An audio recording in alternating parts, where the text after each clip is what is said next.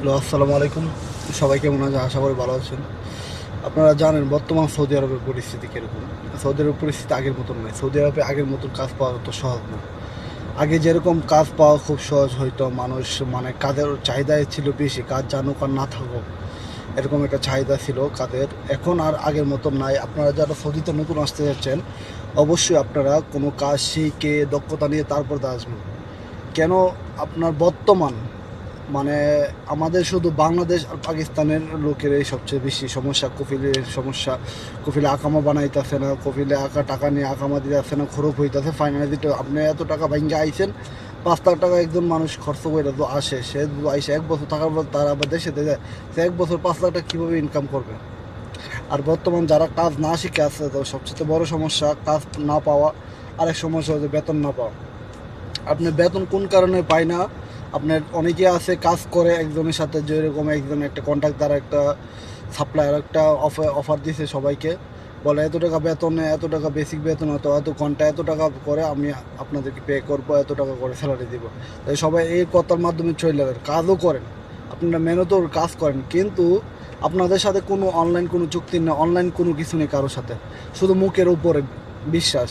এখন আপনি যে মুখের উপর বিশ্বাস করে গেছেন, একজন লোকে যখন 50 জন লোকে কাজের জন্য নিয়ে যায়, অথবা অনেকগুলো কাজ যখন তার কাছে টাকা আসে, কোম্পানিকেও তো কোম্পানির সাথে কিন্তু তারা চুক্তি করে নেই। বেশিরভাগ যারা এরকম কন্ট্রাক্টদারি করে, কন্ট্রাক্টে কোম্পানির সাথে চুক্তি করে তারপরে কাজ করে, কিন্তু ওয়ার্কারের সাথে যারা কাজ করে তাদের সাথে কোনো চুক্তি নেই।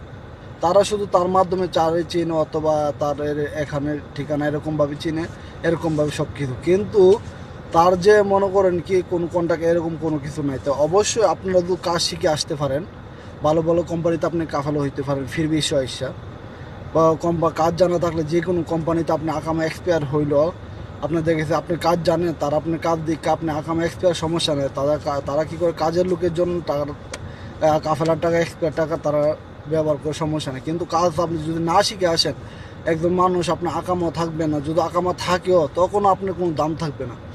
কারণ এই দেশে বর্তমান সৌদি আরবে আপনার একটা কম্পিটিশন চলতেছে কাজের ক্ষেত্রে। এখন বর্তমান কাজ কম কিন্তু মানুষ বেশি, কিন্তু যেসব জায়গাতে কাজ আছে, মানে তারা কাজ জানে, তাদের জন্য সমস্যা নেই, তারা এক জায়গাতে কাজ ছাইড়া দিলে অন্য জায়গায় কাজ পায়া দেয়। কিন্তু যারা কাজ না শিখে দেয় তাদেরকে এখানে অনেক সমস্যা।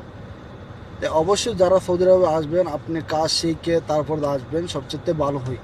আর বিশেষ করে একটা সার্টিফিকেট নিয়ে আসতে হলে বাংলাদেশে, অথবা কোনো কিছু একটা সার্টিফিকেট থাকলে কাজ জানেন, এখানে এসে কাজ করতে হবে। আপনি যে কোনো কোম্পানিতে কাজ করতে পারবেন, যে কোনো কোম্পানিতে কাফেলা হইতে পারবেন, সমস্যা নেই। তাই যারা সৌদি আরবে আসতেছে অবশ্যই কাজ শিখে তারপর আসার চেষ্টা করেন।